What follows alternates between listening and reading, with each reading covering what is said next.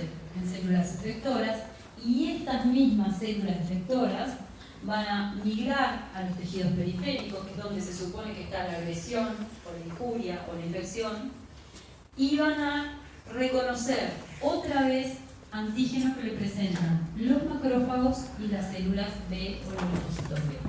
Entonces, la diferencia es que acá eran vírgenes, ¿tá? Y acá son efectores. Entonces, una vez que los macrófagos, que también son células presentadoras de antígenos, presentan al linfocito T, este linfocito T lo que va a hacer es ayudar y aumentar las capacidades líticas del macrófago. O sea que el macrófago, una vez que se lo muestra a él va a poder definitivamente terminar, por ejemplo, de matar la infección, los virus, las bacterias que él tenga dentro. Por otro lado, estos mismos linfocitos T también pueden encontrarse con linfocitos B que le presentan antígenos, y estas células T van a actuar como helpers, ¿tá? Como ayuda para el linfocito B, para que el linfocito B pueda producir inmunoglobulinas, y además influye esta cooperación también en el cambio de isotipo de las inmunoglobulinas, ¿tá? O sea que a grandes rasgos acá están viendo más o menos concentrada toda la respuesta efectora celular y la respuesta efectora humoral. Esto es para que ustedes se ubiquen en dónde va a ocurrir la presentación de antígenos. ¿Ah? ¿Alguna duda al respecto? ¿Algún comentario? ¿No? Bien. Entonces, ¿cómo llegan los antígenos para que una célula presentadora los pueda presentar? Bueno, ustedes vieron en inmunidad innata que la piel, los tractos, al lado del parlante, intestinal, son la primera barrera física que tiene el sistema inmune como para frenar la entrada de un patógeno, por ejemplo, una infección por un microbio cualquiera. Pero una vez que este microbio entra, por ejemplo, en la piel, en el sistema inmune cutáneo, que lo van a ver en otros teóricos que sigan, o en el sistema inmune en los pulmones o en el tracto gastrointestinal, va a haber células dendríticas que van a estar apostadas ahí, porque estas células, en este caso, son las que nosotros conocemos como células dendríticas centinelas, son las centinelas del sistema inmune. Estas células están todo el tiempo captando antígenos y llevándolos para presentárselo a los linfocitos T. Quiere decir que si están todo el tiempo captando antígenos, no solo captan antígenos de patógenos. Las células dendríticas también están todo el tiempo captando antígenos propios. Y no por eso el sistema inmune actúa contra los antígenos propios. ¿Ah? Que les quede claro que estas células pueden presentar antígenos propios, pero cuando la célula dendrítica presenta un antígeno propio, normalmente en situaciones fisiológicas, este antígeno es presentado de manera tolerogénica. ¿Ah? Entonces, sin embargo, cuando hay una infección, el sistema inmune recibe señales de alerta, y estos antígenos ya no van a ser presentados de manera tolerógena. Estos antígenos van a ver que van a ir y van a ser presentados de una manera que el sistema inmune los ataque. Pero para ello, los antígenos tienen dos opciones. Opción A, los llevan las células dendríticas que los captan. Algunos pueden ir por la linfa solo, pero en general, la mayoría de las veces van las células dendríticas cargadas con esos antígenos, migran por la linfa y llegan a los ganglios por el vaso linfático aferente y caen en la zona del seno subcapsular, y luego van hacia aquí, que son las zonas ricas en linfocitos T. De hecho, los linfocitos T también vienen a esa zona, y ahí es que se produce el encuentro entre la célula presentadora y el linfocito T. La opción B es que los antígenos vayan solos por medio de la sangre, y en ese caso el vaso va a ser o va a actuar como filtro. Ahí en el vaso también hay células dendríticas, que son células dendríticas residentes del vaso, que también van a captar los antígenos y presentarle los linfocitos T, que también hacen su pasaje por el vaso.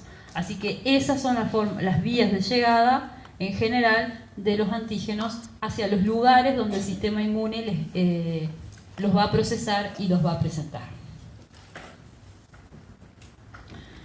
Entonces, yo les decía hoy que las células dendríticas actuaban como centinela en los lugares de barrera, y eso implica que la célula dendrítica está continuamente tomando antígenos, y hay un nivel basal en donde ellas llevan antígenos, pero todo se da tranquilamente, sin señales de peligro. En general se dice que las células dendríticas aquí, cuando captan antígenos, cuando todavía no lo captaron, están en estado inmaduro. Se dice que están en estado inmaduro porque en realidad en ese momento tienen una gran capacidad de captación de antígenos. Yo no voy a hablar de cómo captan las células dendríticas los antígenos, que puede ser por fagocitosis, por endocitosis, por macropinocitosis. No vamos a ver esa parte porque hay otras partes muy importantes a mirar y si no, no nos da el tiempo. Pero bueno, esas son las vías por las cuales puede captar. Y se dice también que en este momento tienen baja expresión de moléculas de MHC. Ustedes van a ver ahora que los antígenos tienen que ser presentados en el contexto de moléculas de MHC, si no el linfocito T no los va a reconocer.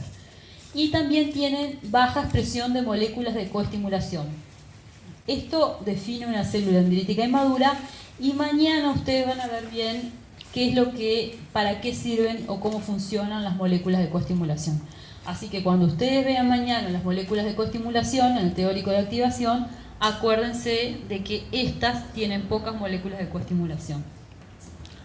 Entonces, supongamos que una célula dendrítica capta antígenos, hay señales de peligro, la célula comienza entonces un proceso que se llama de maduración de la célula dendrítica, y en ese proceso está incluido la migración, porque ella tiene que ir de la piel al ganglio linfático. Y eso es un proceso molecular bastante complejo, pero muy resumido, lo que pasa es que las células estas pierden la adhesividad del epitelio, porque hay metaloproteasas, que son enzimas que van a cortar las tramas en donde las células dendríticas están, y hay una expresión aumentada por las células de un receptor de quemoquinas, que es el CCR7 típicamente, para que la célula pueda seguir lo que se llama un gradiente de quemoquina. Las quemoquinas son pequeñas proteínas que sirven como de señalización para atraer hacia un órgano o hacia un lugar. Entonces, la CCL19 y la CCL21 son altamente expresadas por el ganglio linfático. Las células dendríticas expresan su receptor y ellas van migrando, buscando a ver dónde hay más concentración de esto. O sea que el gradiente sería de menos a más. Ellas buscan dónde hay más, y así es como el sistema inmune envía las células dendríticas al ganglio linfático con los antígenos en su interior. En el ganglio linfático entonces ya encontramos células dendríticas de lo que llamamos maduras, que son capaces de activar un linfocito T virgen, y ahí sí, ahí expresan muchas moléculas del MHC, del complejo mayor de histocompatibilidad, expresan muchas moléculas de coestimulación y empiezan a producir citoquinas. Las moléculas de coestimulación acá son importantes porque si no, el linfocito T no podría ser activado del todo. Ustedes van a ver que si bien se precisa la presentación de antígenos, si no hay otra parte, que es la que viene mañana, no podría activarse el linfocito T. ¿Alguna duda con esto? Bien. Entonces, yo les dije que las células dendríticas son las únicas capaces de activar o de presentar antígenos y activar a linfocitos T vírgenes. Una vez que los linfocitos T, CD4, CD8, le presentan y están activados, van a viajar hacia la periferia y ahí van a encontrar entonces a macrófagos que también están presentando antígenos y se los van a presentar a esos linfocitos T. Entonces, a este nivel hay dos checkpoints. Primero, este checkpoint de acá, en donde el linfocito T se hace específico para este antígeno, y el segundo es aquí. se guarda la especificidad que había aquí. O sea, este linfocito T reconoce el mismo antígeno que le fue presentado acá, pero esta vez presentado por los macrófagos. Después vamos al final teórico a ver cómo los macrófagos hacen para obtener el mismo producto que las células dendríticas. ¿Tá? Bien. Por otro lado, también pueden encontrar linfocitos B, como yo les dije. Los linfocitos B necesitan de la cooperación o la ayuda del linfocito TCD4 y bueno, el linfocito T también le presenta antígeno y este antígeno que él reconoce acá necesariamente va a ser el mismo que él reconoció acá. ¿Tá? No hay cambio de especificidad. ¿Qué pasaría si los linfocitos T salieran activados a la periferia y reconocieran cualquier cosa? ¿Qué tipo de fenómenos empezarían a aparecer? Ahí está, fenómenos de autoinmunidad. Bien, entonces, clásicamente decimos que hay dos vías de presentación de antígenos. La primera es la de antígenos endógenos. Ahora vamos a ver lo que es un antígeno endógeno. Que se presentan a los linfocitos TCD8 en moléculas de MHC de clase 1. Por otro lado, los antígenos exógenos se presentan a los TCD4 en moléculas del MHC de clase 2. Esto es el dogma, esto es lo primero que se demostró y lo primero que se conoció, pero hay otras posibilidades, ya que existe una tercera vía que se llama vía de cross-presentación de antígenos, que es una vía importantísima para el sistema inmune, en donde ahí cambiamos, los antígenos exógenos se presentan en MHC de clase 1 y los endógenos en MHC de clase 2. O sea que vamos a ver estas cuatro vías a lo largo del teórico.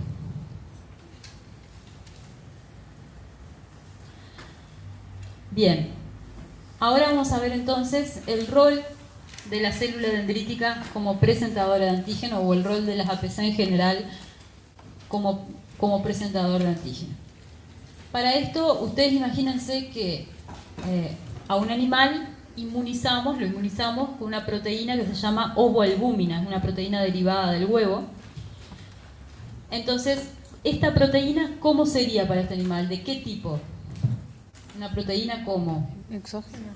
¿Cómo? No escuché lo que dicen, pero es una proteína extranjera. Es una proteína no conocida para el animal. Entonces, ¿qué va a pasar?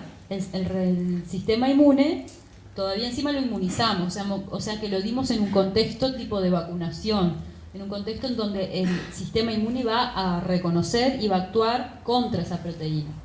Entonces se van a generar linfocitos T citotóxicos contra esa proteína. Y se van a generar linfocitos T activados, IB, etc. Entonces, ¿qué pasa si después nosotros sacamos los linfocitos B y T de este animal y en el laboratorio lo mezclamos con ovoalbúmina? O sea, lo hacemos encontrarse con la ovoalbúmina. ¿A ustedes les parece que los linfocitos B van a proliferar en este caso? En este caso, el linfocito B, yo les había dicho más temprano, el linfocito B es capaz de reconocer proteínas enteras.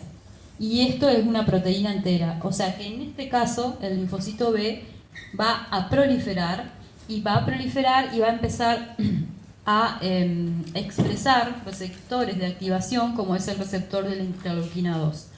Mañana en el teórico ustedes van a ver cuáles son los receptores de activación de un linfocito T, que también puede ser el receptor de interleuquina 2.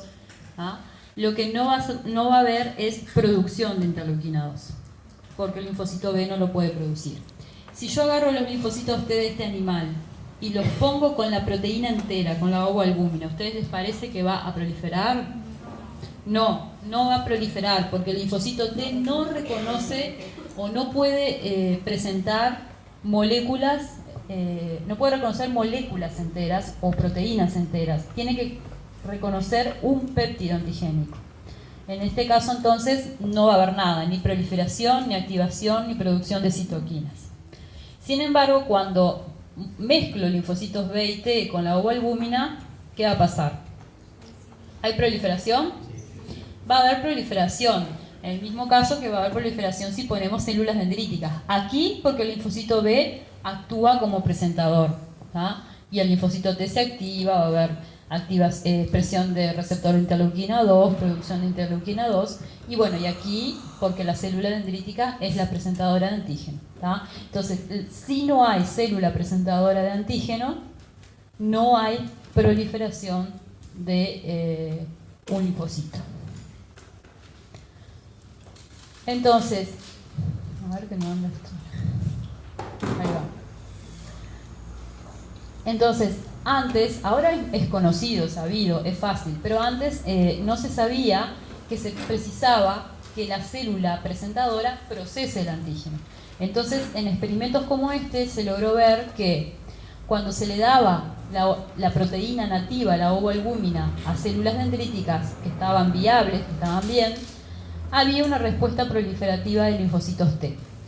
Sin embargo, cuando le dábamos la proteína nativa a una célula fijada, que quiere decir que está metabólicamente disminuida, está trabajando muy pobremente, no había proliferación de linfocitos T. Sin embargo, si le damos el péptido a las células presentadoras viables, le damos esto, pero en forma de péptido, ya procesado, también volvía a haber proliferación de linfocitos T, ven que no anda, y si le dábamos el péptido procesado a la célula dendrítica fijada, si bien ella estaba metabólicamente calma, casi inactiva, esto, como no se necesitaba procesar, igualmente era presentado y había proliferación de linfocitos T.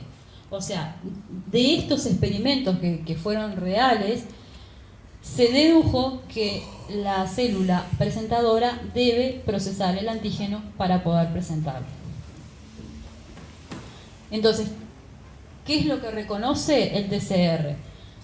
A diferencia del linfocito B, que reconoce una parte de una proteína entera, el linfocito T va a reconocer un segmento, va a reconocer algunos aminoácidos o una pequeña secuencia de aminoácidos que incluso puede estar escondida dentro de la estructura tridimensional de la proteína.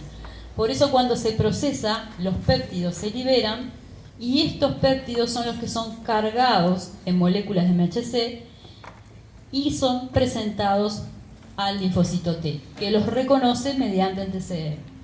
Y este concepto es muy importante. El TCR reconoce el complejo péptido MHC. El TCR reconoce todo esto, no solamente el péptido, ¿tá? Entonces,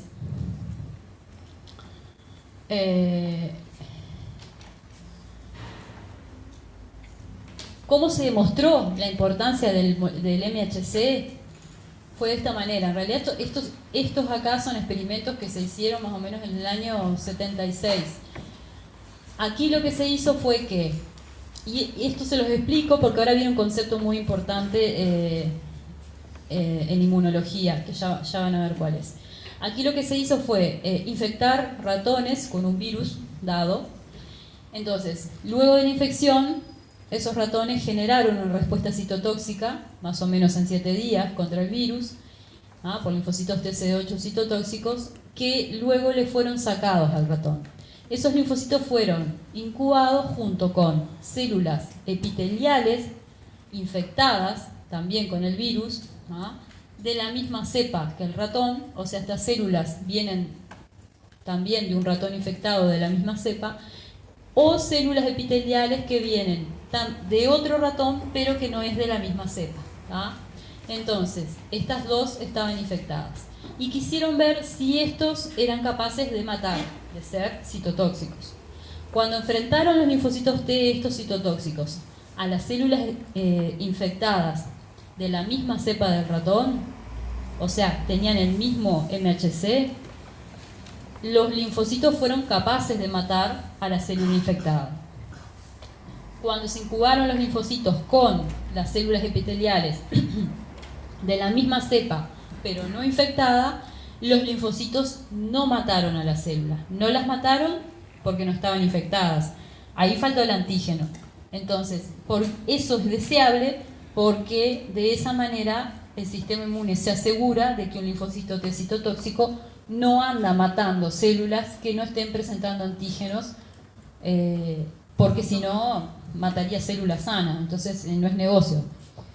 Por otro lado, cuando pusieron los citotóxicos con las células epiteliales infectadas también, pero de la otra cepa de ratón, no hubo muerte celular. Y acá lo que pasó fue que, si bien el antígeno estaba, el MHC que lo presentaba no era reconocido por este ratón, porque no era de la misma cepa.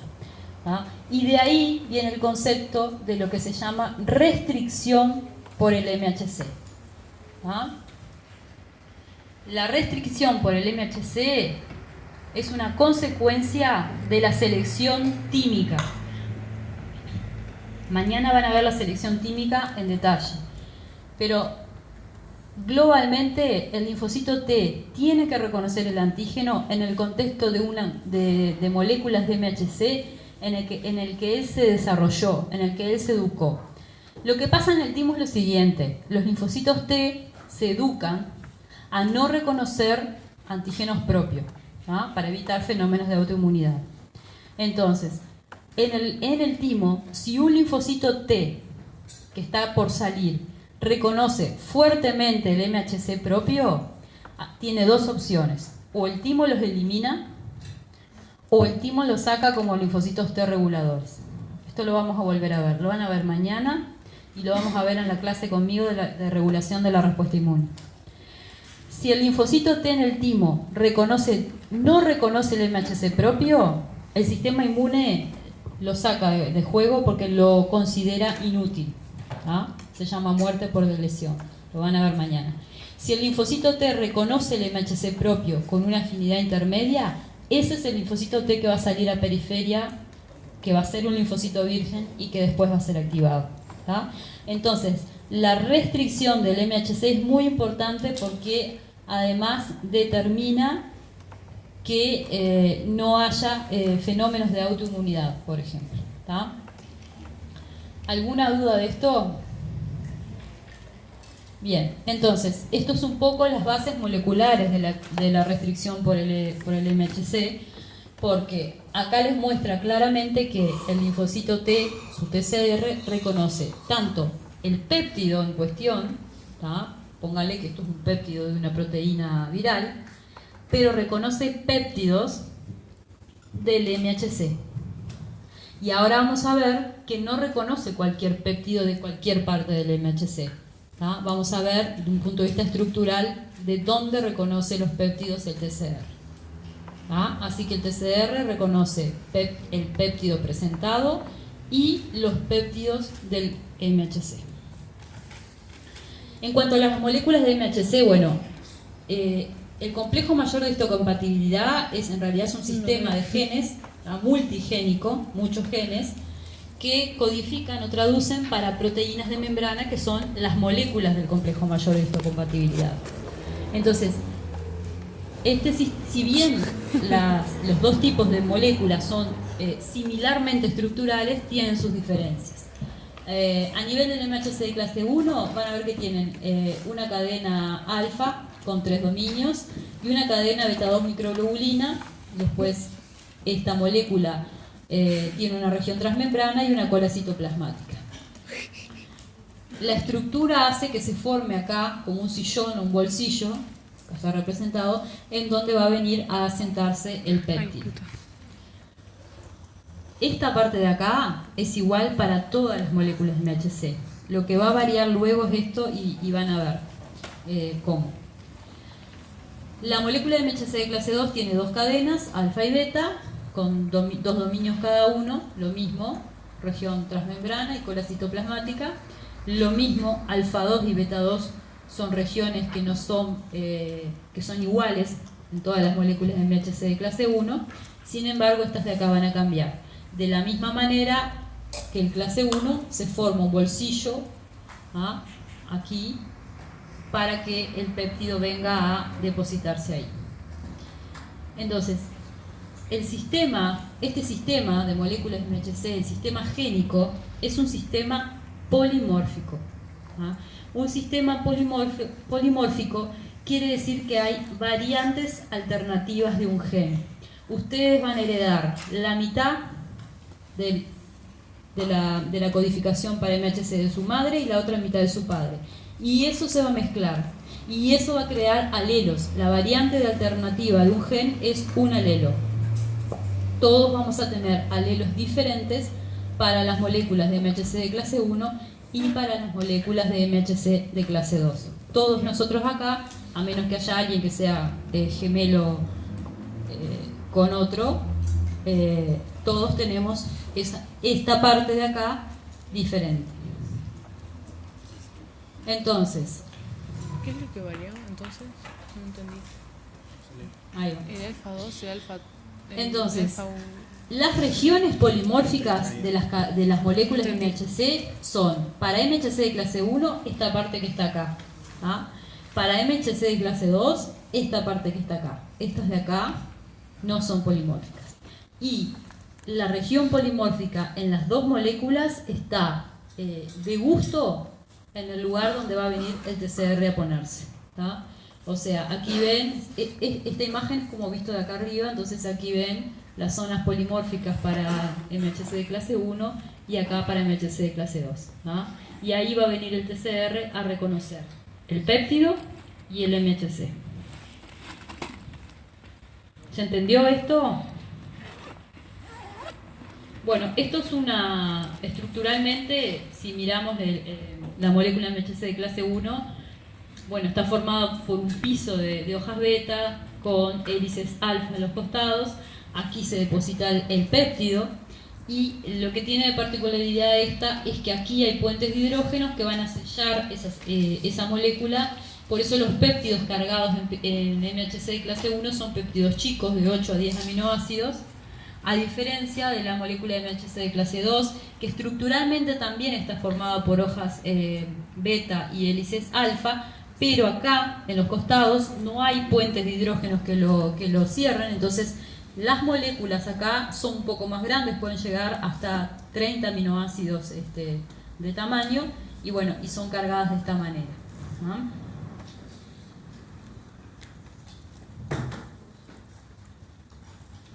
Entonces, si bien es muy importante la interacción TCR y péptido MHC, hay cosas muy importantes o detalles muy importantes que hacen de la interacción péptido-MHC. Primero, que la especificidad del MHC es amplia. ¿Esto es por qué? Está dado por qué. Porque el MHC puede cargar un péptido a la vez, pero puede cargar varios péptidos en su vida de MHC, puede cargar varios péptidos. ¿Ah?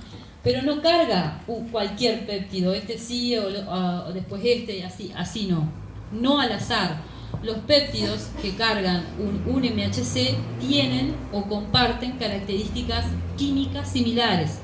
Acá, por ejemplo, tenemos 3 péptidos diferentes y vemos, por ejemplo, que justo acá, en este lugar, hay aminoácidos ahí que tienen carga positiva. ¿tá? Entonces, el MHC reconoce estructura química, reconoce que acá esto es parecido, este es parecido con este, y en el mismo lugar. Eso es lo que reconoce el MHC.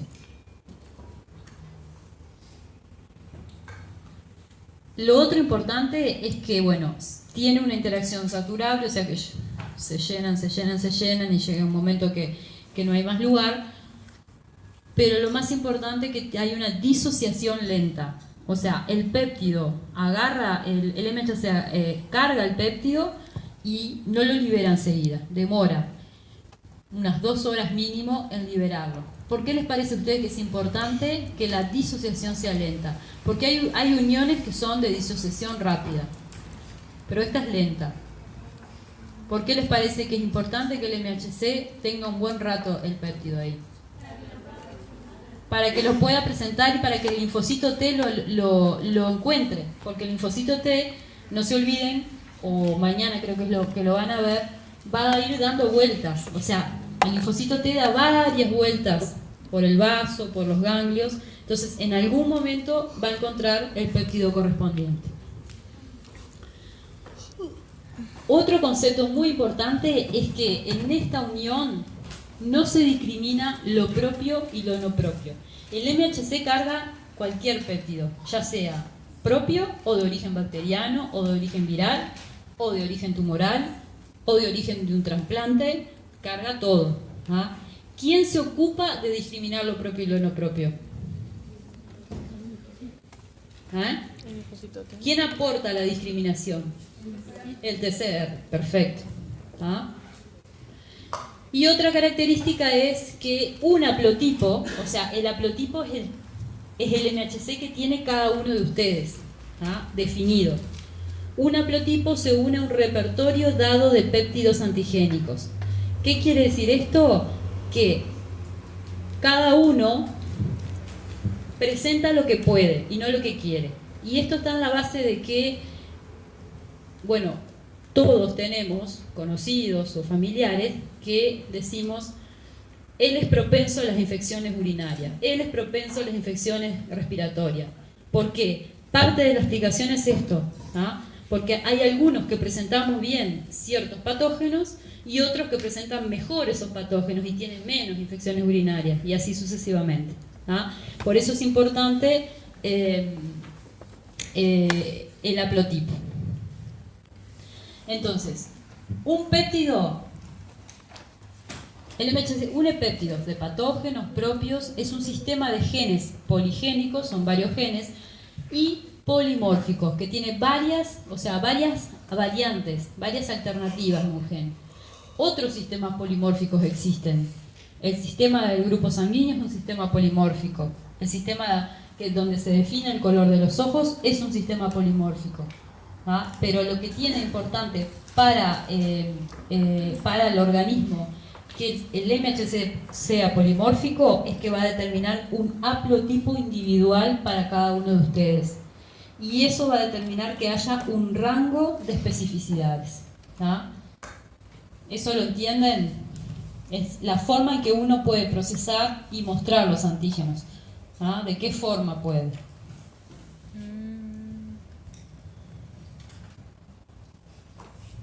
Ahí va.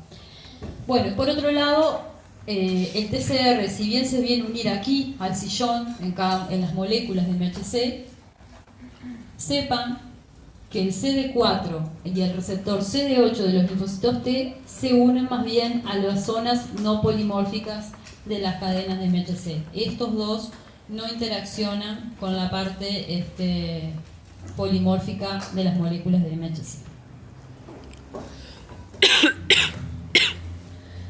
Entonces, hasta ahora vimos que las presentadoras tienen que estar para que ocurra la presentación, ¿ah? Pero no vimos cómo llega el péptido aquí, cómo es procesado el péptido para poder ser presentado.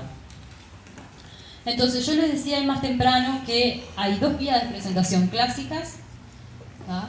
Que son la vía de presentación en el contexto de moléculas de clase 2 y la vía de presentación en el contexto de moléculas de clase 1.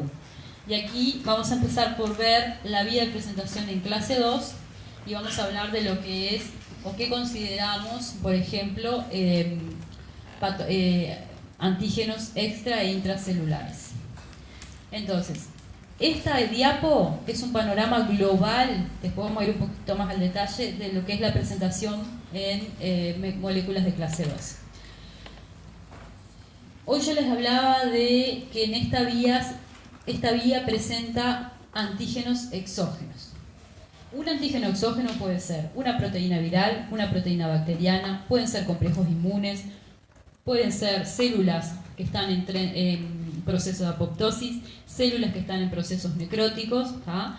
Todo eso puede ser un antígeno extracelular. Y la célula, la presentadora, va a tener medios para entrarlo, ya sea por vía de endocitosis, por fagocitosis, por macrofagocitosis, pero bueno, en general también sirve para la vía de la fagocitosis, este ejemplo.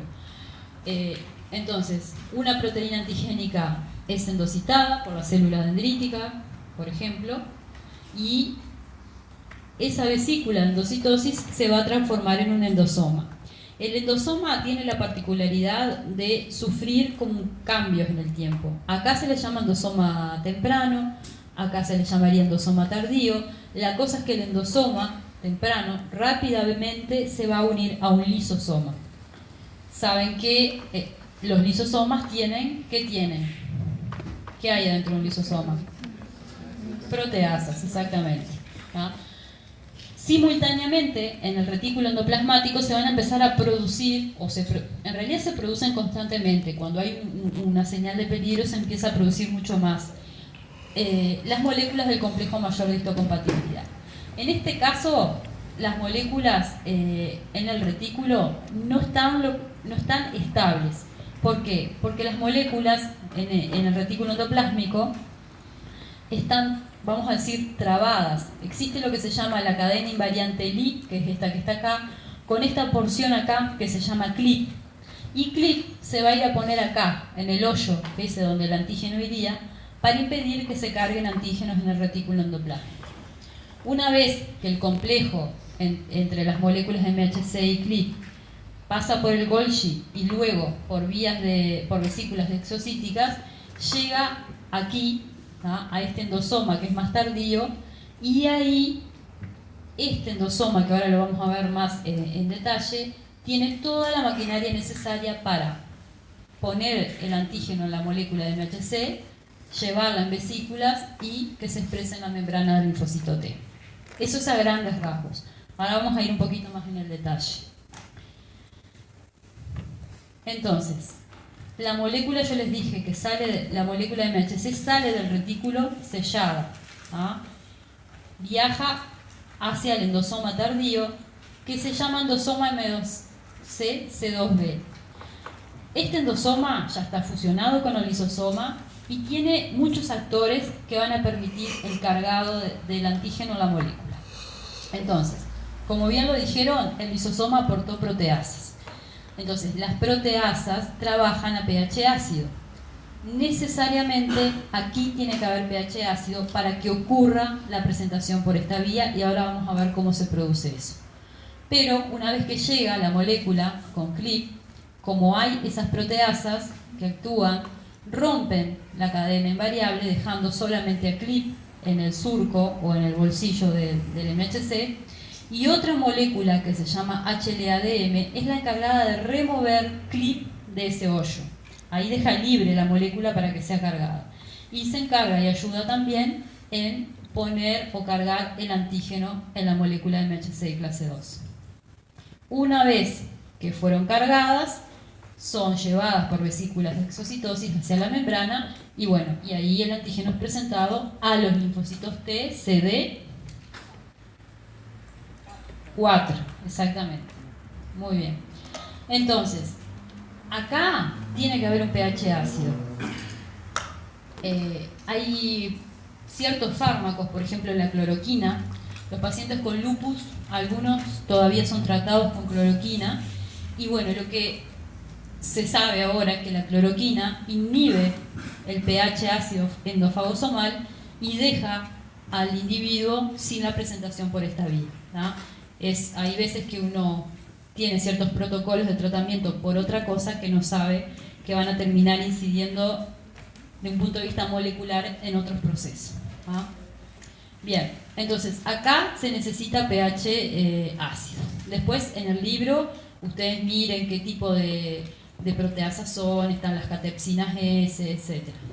Pero no va a ir, o sea, en las preguntas del parcial no ven más que lo que está en el ABAS y lo que se dio en el teórico. Hay una parte del teórico que no está en el ABAS, pero yo les voy a decir de dónde la puedan leer.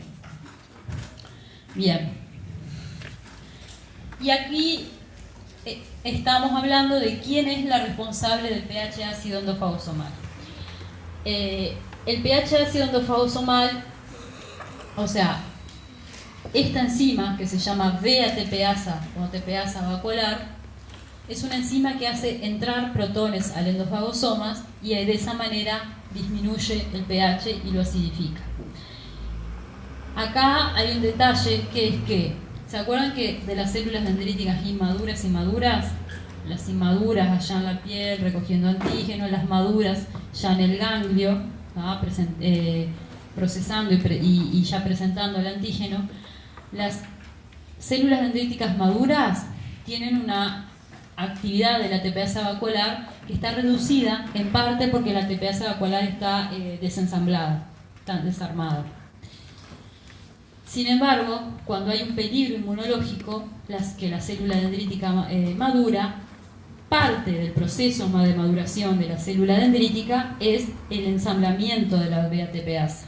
Y una vez ensamblada, cumple con su función de acidificar el pH y de poder procesar y presentar antígenos. O sea que el peligro inmunológico hace que madure el ADC y que mejore su capacidad de procesar antígenos que van a ser presentados a los linfocitos T CD4.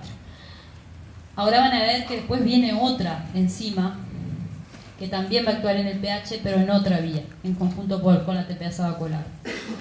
En esta vía es la ATPasa vacuolar la que acidifica. Bien, ahora vamos a pasar a ver, vinimos de ver esto, ¿tá? Donde se precisa pH ácido, donde se presentan antígenos extracelulares. Ahora vamos a ver esto, donde se presentan antígenos intracelulares y van a ver que aquí no se precisa el pH ácido porque de hecho casi todo el proceso está realizado en el citosol de la célula y en el retículo donde el pH no es ácido. Y van a ver qué implicancias fisiológicas tiene antígenos procesados a pH ácido y antígenos procesados a pH neutro. Entonces, para esta vía, en esta vía donde se van a procesar antígenos intracelulares y se van a presentar a linfocitos TCD8, los antígenos intracelulares pueden ser catalogados como, por ejemplo, una infección viral. El virus infecta, sintetiza proteínas en el citosol de la célula. Ahora, ¿qué pasa? En las células, las proteínas no andan boyando en el citosol así y nadie hace nada. En realidad, cuando hay proteínas que están en el citosol que no están cumpliendo una función, las proteínas estas son ubiquitinizadas. Hay ubiquitinas, que son enzimas o proteínas, que lo que hacen es pegarle como un tag, ¿vieron? Como una marca, sería acá. Una vez que están marcadas, entre comillas, estas proteínas son llevadas a ser procesadas por lo que se llama el proteasoma. Y pongan atención acá, porque el proteasoma es muy importante en esta vía y porque no quiero que se confundan con otra cosa parecida que vamos a ver después. El proteasoma es una unidad multicatalítica que se encuentra en el citoplasma celular y que va a ser el encargado de procesar antígenos que vienen del intracelular, y ese procesamiento de antígenos luego va a liberar los antígenos al citosol, pero por medio de proteínas como la TAP, que es una proteína transportadora, van a lograr entrar al retículo endoplasmático. En el retículo endoplasmático va a haber otras proteínas chaperonas, que pueden ser la calnexina o la calreticulina, que van a hacer o lograr o asegurarse del correcto plegado de las moléculas de MHC de clase 1. Entonces hay enzimas que ayudan.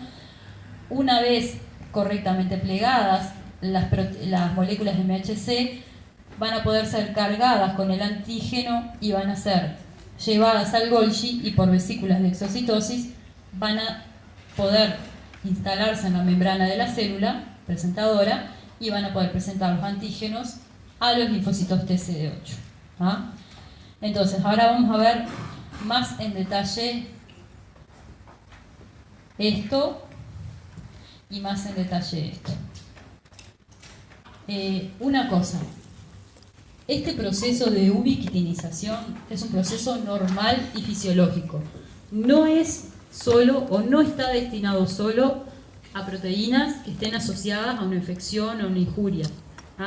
Proteínas están todo el tiempo, nosotros estamos todo el tiempo presentando de esta manera proteínas que son propias también. Lo que pasa es que no se presenta bajo señales de peligro, y eso cambia el objetivo de la respuesta inmune. Entonces ahora vamos a hablar del proteasoma.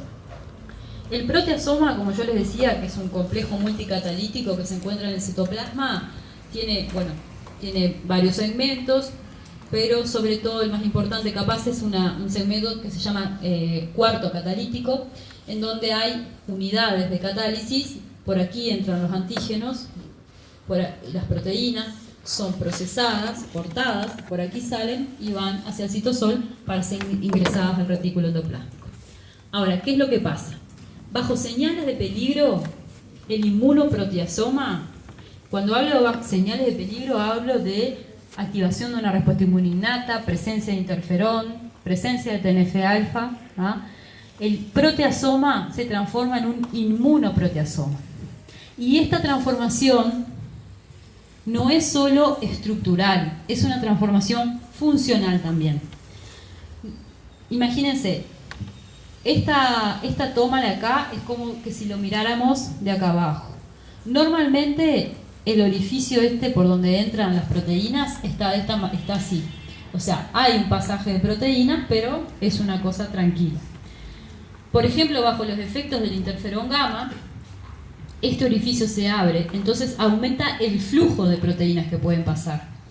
Aumenta la cantidad de antígenos que van a entrar ahí y van a ser procesados. Y no solamente aumenta el flujo, sino que va a haber un cambio en las subunidades, se llaman subunidades inducibles, en que van a aparecer aquí la LMP2, la LMP7, que son muy buenas procesando y rompiendo proteínas y procesando y transformándolo en antígenos. Entonces, en el inmunoproteasoma aumenta la calidad y la cantidad de los antígenos procesados. ¿Y por qué digo aumenta la calidad? Porque estas subunidades permiten que se corten antígenos más o menos de 30 aminoácidos que son bien cargados en las moléculas de MHC de clase 1. Acuérdense, el inmunoproteasoma es el que está en el citosol y que degrada antígenos. ¿Alguna duda de la diferencia entre estos dos? ¿Entendieron bien que son diferentes? ¿Que uno se transforma cuando hay una señal de peligro? Este tema no me acuerdo de que esté en el ABAS, así que en el libro que está bien es en el Janeway. No sé si lo conocen, lo tienen, se escribe Honeywell. De ahí pueden sacarlo del inmunoproteasoma. Bien. Entonces, volvemos al cargado de las moléculas. Este es el proteasoma. Yo les había dicho que el pasaje de proteínas por el proteasoma era fisiológicamente normal. De hecho, proteínas viejas que ya no sirven más o proteínas mal hechas que salen mal hechas del ribosoma también pasan por el proteasoma. También son procesadas, cargadas y presentadas. Ahora, las proteínas viejas o mal procesadas que están todo el tiempo siendo presentadas, ¿generan respuesta inmune deletérea? No deberían. Normalmente no generan, porque si no estaríamos respondiendo contra nuestro propio organismo. Sin embargo, cuando esto se transforma en inmunoproteasoma, ahí sí. Y cuando hay una señal de peligro, ahí sí. Van a salir antígenos que se van. Esto, ¿se acuerdan? Era TAP, el transportador que los hacía entrar. Luego existe la proteína tapacina, que es esta que está acá, que lo que va a encargarse es de agarrar el antígeno o catalizar el pasaje del antígeno de acá hasta el nicho en el MHC. Y acá están las proteínas chaperonas que hacen que el MHC esté correctamente plegado y bien estructurado. Una vez cargado, se considera que esta molécula es estable y puede salir en vesículas hacia la superficie y presentar el antígeno. Todo esto se desarrolla en un pH neutro. ¿Vamos? ¿Alguna pregunta de acá? Bien. Y esto es para que vean que hay los patógenos, todos, desde los patógenos extracelulares a los intracelulares, los gusanos, los virus, las bacterias, desarrollan mecanismos de evasión del sistema inmune. Quieren evadir al sistema inmune para no ser atacados. Esto lo vamos a ver un teórico la semana que viene o la otra, no me acuerdo. teórico de respuesta inmune a patógenos. Entonces, acá no importa qué tipo de virus, pero estos son ejemplos de proteínas virales que impiden la presentación de antígenos en moléculas de MHC de clase 1. Por ejemplo, la proteína U56, o esta que está acá, lo que hacen es tapar a TAP, por un lado o por el otro, tapan a TAP y lo que pasa es que los antígenos no pueden entrar al retículo endoplásmico. Otras proteínas como la E19 lo que hacen es meterse entre TAP y los antígenos y la tapacina. ¿Se acuerdan que la tapacina catalizaba la reacción o el mecanismo en el cual los antígenos eran puestos acá? Bueno, en este caso no los puede poner porque la E19 está bloqueando. Y otro tipo de proteína viral como la US11 lo que hace es agarrar las moléculas de MHC de clase 1 y enviarlas al citosol. Y una vez enviadas al citosol, estas moléculas que no tendrían que estar flotando en el citosol son ubiquitinizadas y pasadas por el proteasoma y degradadas. Y la célula se queda sin moléculas de MHC de clase 1. O sea, son estrategias virales para que la célula presentadora no active linfocitos T contra sus antígenos. Esto creo que está en el Shanwei también, pero no me acuerdo. Bueno, entonces venimos de ver, la primera es donde se presentan antígenos endógenos en MHC de clase 2, la segunda que vimos fue la de los antígenos exógenos en MHC de clase 4, y yo le dije que había dos posibilidades más. Ahora vamos a ver aquella vía en la cual los antígenos exógenos se van a presentar en MHC de clase 1, fenómeno o vía que se llama de cross-presentación o presentación cruzada en español. Esta vía es fundamental, ahora van a ver para qué tipo de presentación de antígenos.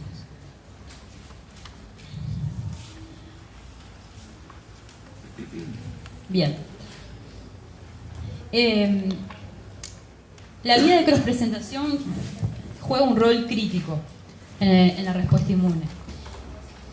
Y ustedes imagínense que yo les dije que las células presentaban porque o la propia célula dendrítica estaba infectada por un virus, por ejemplo, o porque tomaba antígenos de afuera. Ahora, imagínense que hayan una infección viral en donde las células dendríticas no están infectadas por varios motivos, porque no tienen receptores para ese virus, porque el virus logra escapar de entrar a la célula dendrítica.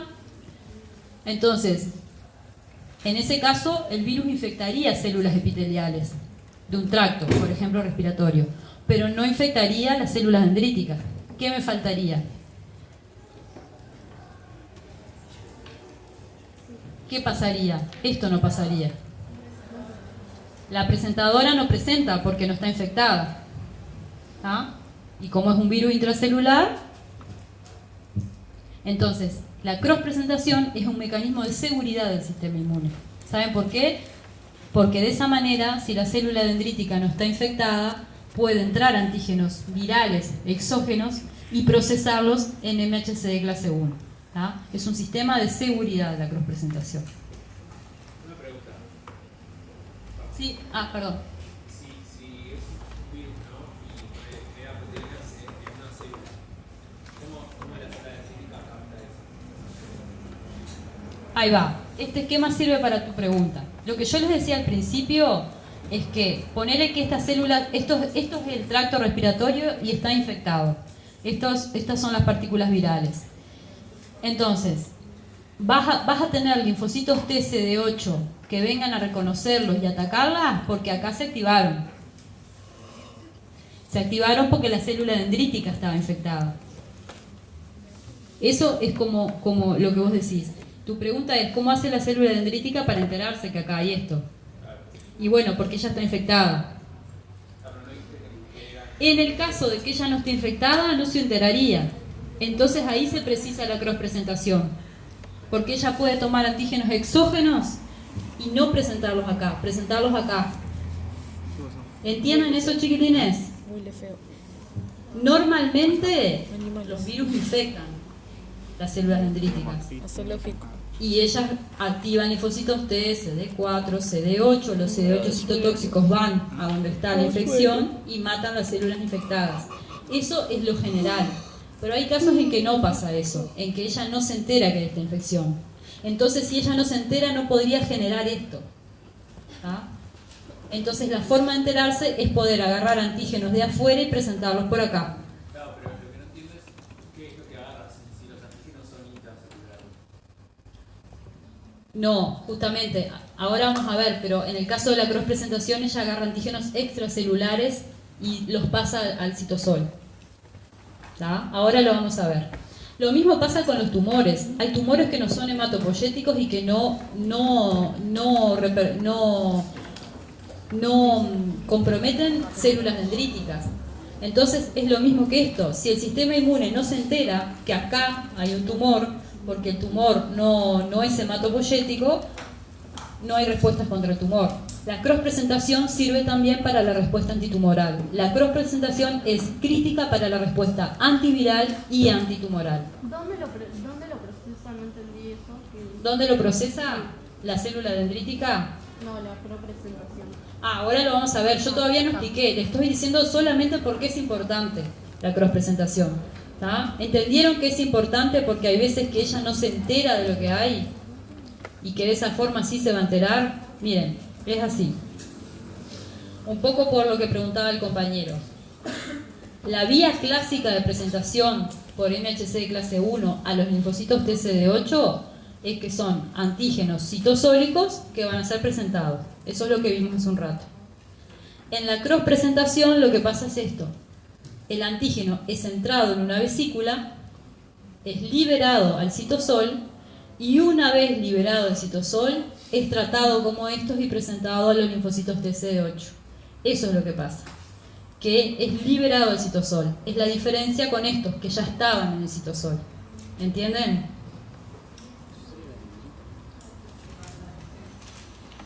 Entonces, acá les voy a dar un panorama de las tres vías juntas y la cross-presentación, cómo se mezcla con ella. Entonces, antígenos exógenos entran por endocitosis, lo que vimos, van a los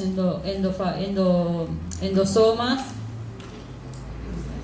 Bueno, en el endosoma son procesados, del retículo van para ahí, aquí son procesados, son cargados, van hacia la superficie y son presentados a los linfocitos TCD4.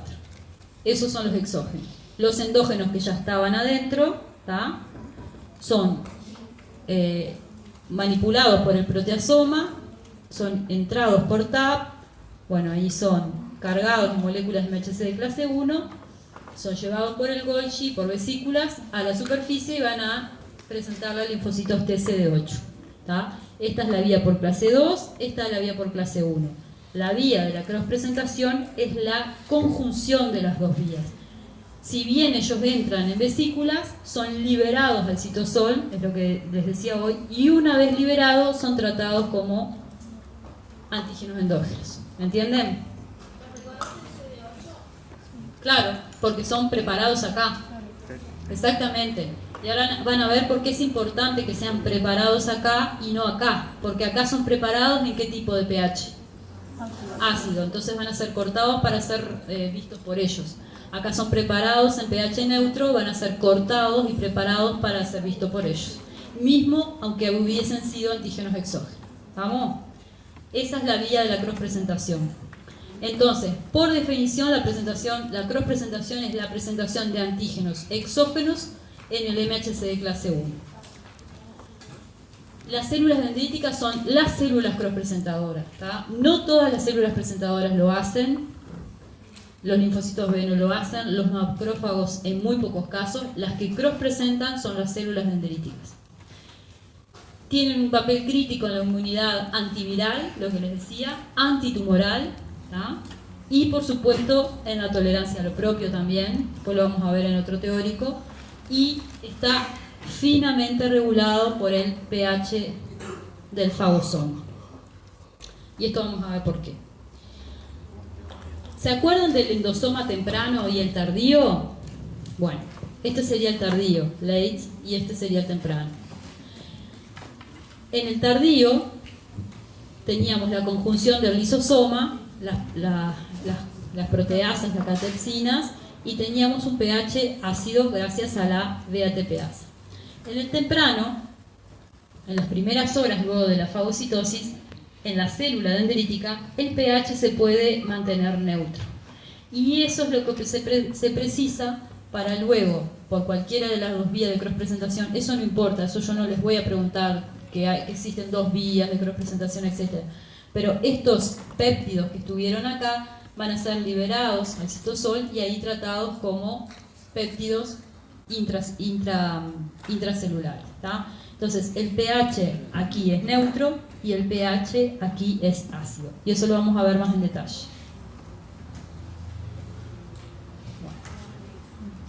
Ahí va. Esto es así. Si nosotros a un macrófago, a una célula dendrítica, los hacemos fagocitar, aquí, al tiempo cero, vemos que los macrófagos, a la hora de haber fagocitado, bajan su pH endofagosomal a 4,5 de pH. Es un pH ácido, o sea que los macrófagos de entrada acidifican su pH endofagosomal. ¿Por qué? Porque los macrófagos lo que quieren es reventar el bicho que entró. Entonces acidifican el pH, cortan los péptidos como sea y los presentan. ¿Tá? Las células dendríticas, por el contrario, permanecen por lo menos las primeras 2 horas a un pH neutro. Eso, en este ratito, a ellas les da para cross-presentar. En este ratito, ellas no deshacen los antígenos como hacen los macrófagos, sino que los preparan de otra manera para ser cross-presentados. ¿Y esto se debe a qué? A que en las membranas endofagocitarias de los macrófagos hay mucha VATPasa, que era la enzima que acidificaba, las que yo les mostré más temprano. Después hay un poco de otra enzima que se llama NOX2, y ahí vamos a pasar a explicar esto un poco. Porque el pH endofagosomal se regula por 2 enzimas. La primera es la VATPasa, la que yo les dije que en las células inmaduras no estaba ensamblada, que en las dendríticas maduras sí. Y lo que hacía era entrar protones, representados por H más acá, y la entrada de protones acidificaba. Sin embargo, la NOX2 o NADPH oxidasa lo que hace es consumir esos protones, y al consumir los protones sube el pH, lo alcaliniza. ¿Tá? ¿Entienden? Es un equilibrio entre las dos. Una acidifica, esta alcaliniza. ¿Tá? Eso me gustaría que lo aprendan bien, ¿tá? Porque es típicamente preguntado en los parciales. Entonces, en los macrófagos encontramos en tiempos tempranos mucho más VATPasa que en los DOX y después todavía más, ¿tá? Más ácido. Sin embargo, en las células dendríticas, en etapas tempranas, hay mucho más NOX2, que es la que alcaliniza, que la VATPasa que acidifica. Y eso es lo que logra manejar el pH endofagosomal. Y el manejo del pH endofagosomal es quien decide cómo se procesan los antígenos. ¿Tá? Entonces, acá vamos a redondear un poco esto. A ver, y si no entienden, díganme porque estaría bueno que entiendan esto. La célula dendrítica presenta antígenos exógenos por MHC de clase 2 que fueron procesados en un pH ácido. El linfocito TCD4 reconoció este antígeno, se activó, va a ir a la periferia, y en la periferia hoy más temprano yo les dije, los macrófagos y los linfocitos B le van a presentar el mismo antígeno. Y ustedes me dijeron, ¿y lo va a reconocer? Sí. En estos dos tipos celulares, el antígeno también se procesó en pH ácido. ¿Por qué? En el macrófago, porque lo vimos recién, porque sabe procesar en pH ácido, le falta NOX2. Y en los linfocitos B se procesan en pH ácido porque los linfocitos B, no se olviden que también ellos toman complejos antígeno-anticuerpo, y romper un complejo antígeno-anticuerpo, para romper un complejo así, el pH tiene que estar muy ácido, si no las enzimas no logran romperlo. Entonces, ambos procesan y presentan antígenos a pH ácido, que va a ser reconocido por el linfocito TCD4, activado en el ganglio por este antígeno que también fue procesado en pH ácido. ¿Tá?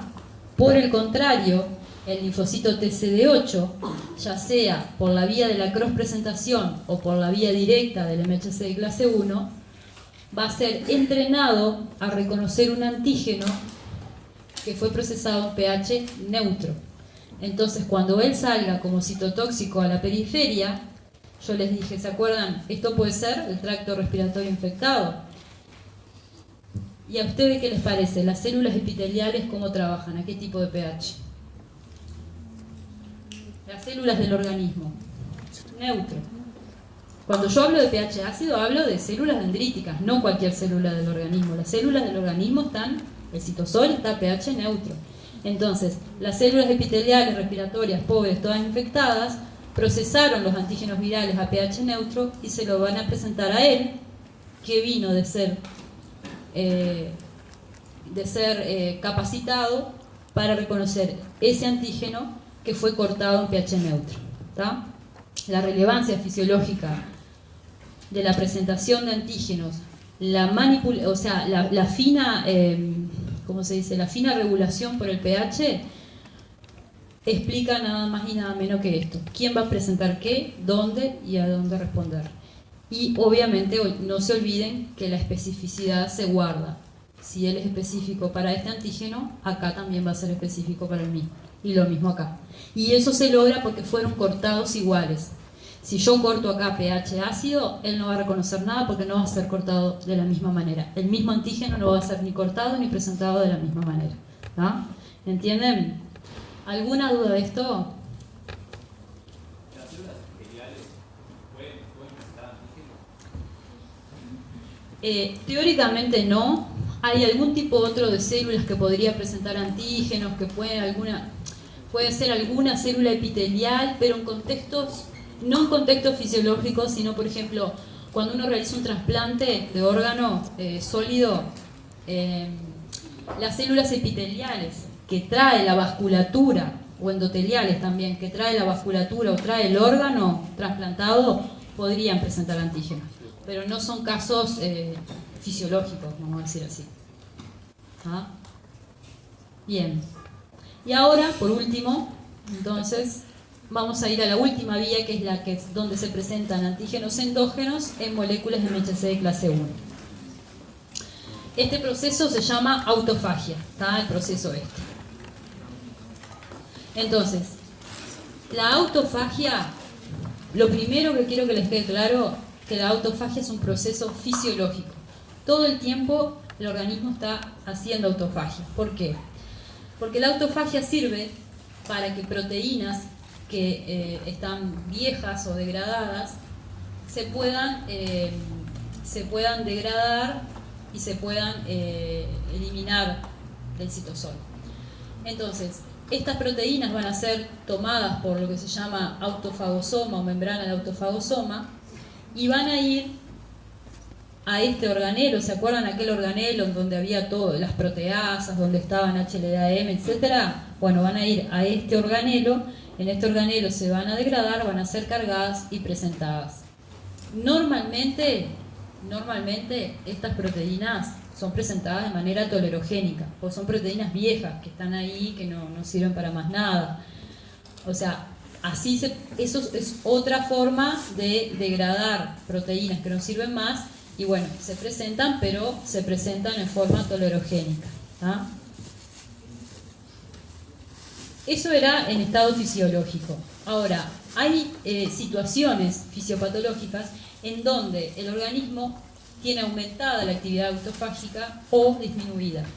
Claramente, en los casos de desnutrición severa, o en los casos donde hay peligro inmunológico, vieron, donde hay citoquinas que andan en el medio, se aumenta el nivel de autofagia que puede tener una célula. Entonces, en este caso, las proteínas van a ser englobadas por una vesícula de autofagia.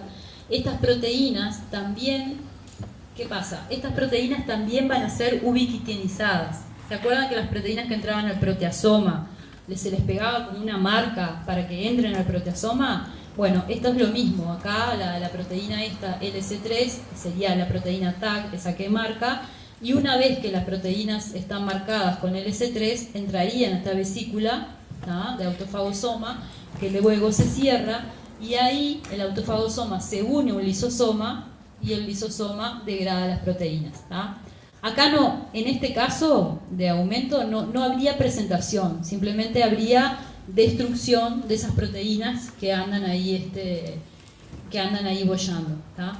O sea, la autofagia es un proceso por el cual se presentan antígenos de esa manera, como yo les mostré en la diapo anterior. También en casos extremos de desnutrición se empiezan a destruir proteínas, mucho más que lo conveniente, ¿tá? Y bueno, por este mecanismo, sin necesariamente tener que haber presentación, pero otra característica de la autofagia o otra cosa relevante es que si bien es una vía de presentación de antígenos, la autofagia es una vía por la cual se puede matar patógenos, ¿ah? Entonces, hay patógenos como las micobacterias que van a infectar un macrófago o una célula dendrítica. Ellas entran por vesículas de endocitosis, ¿ah? Aquí está la vesícula, y se acuerdan que una vez que entra una vesícula de fagocitosis o un fagosoma o una vesícula de endocitosis, va a ir un lisosoma, ¿no? Y se la va a unir para aportar las proteasas. Bueno, lo que hacen las micobacterias es inhibir la unión al lisosoma, y ellas se creen que con eso se escaparon de la respuesta inmune. Pero en realidad lo que hace el sistema inmune es que cuando hay vesículas en el tiempo, vesículas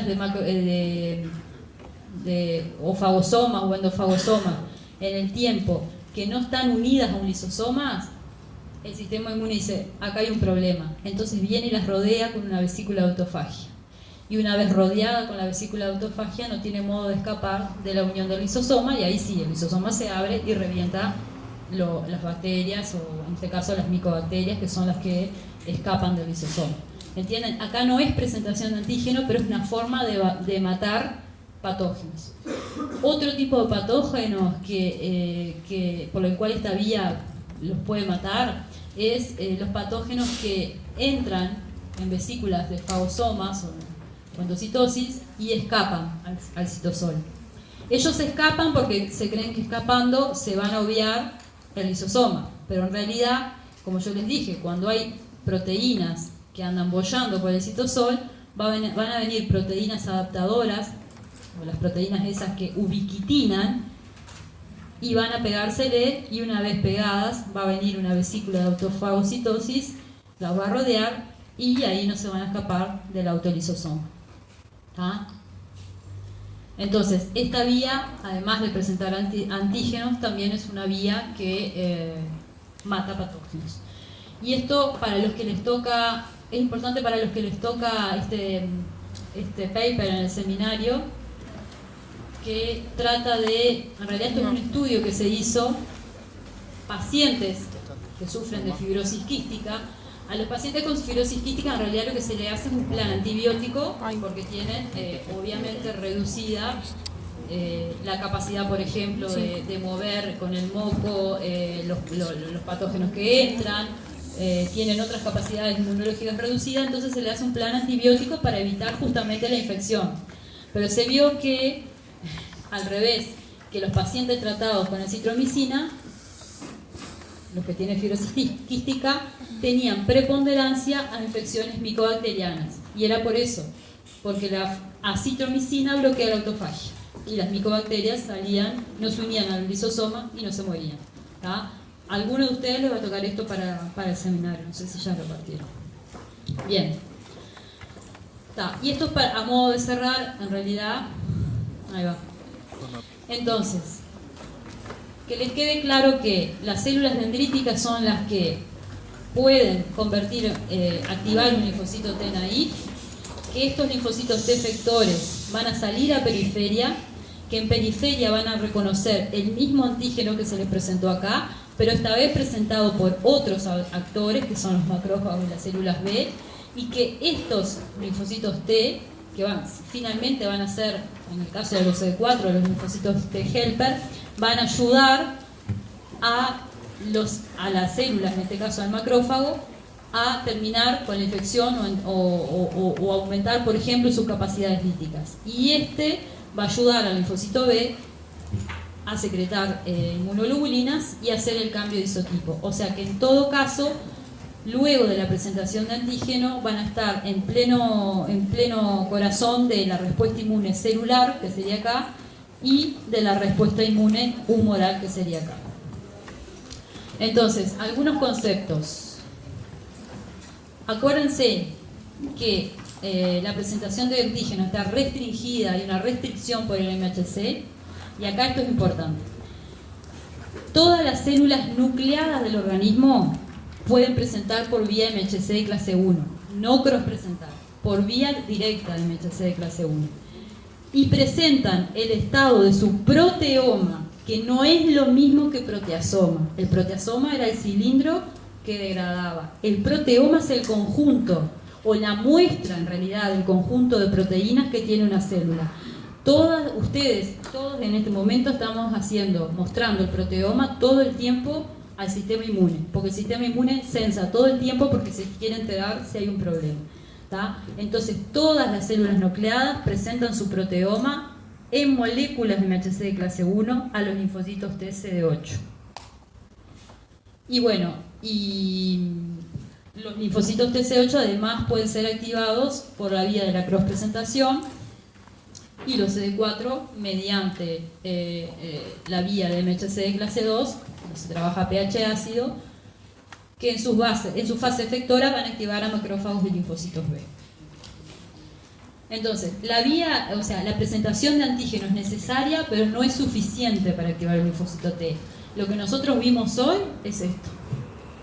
Lo que ustedes van a ver mañana es toda la otra parte que se requiere para la activación del linfocito T. ¿No? ¿Alguna pregunta?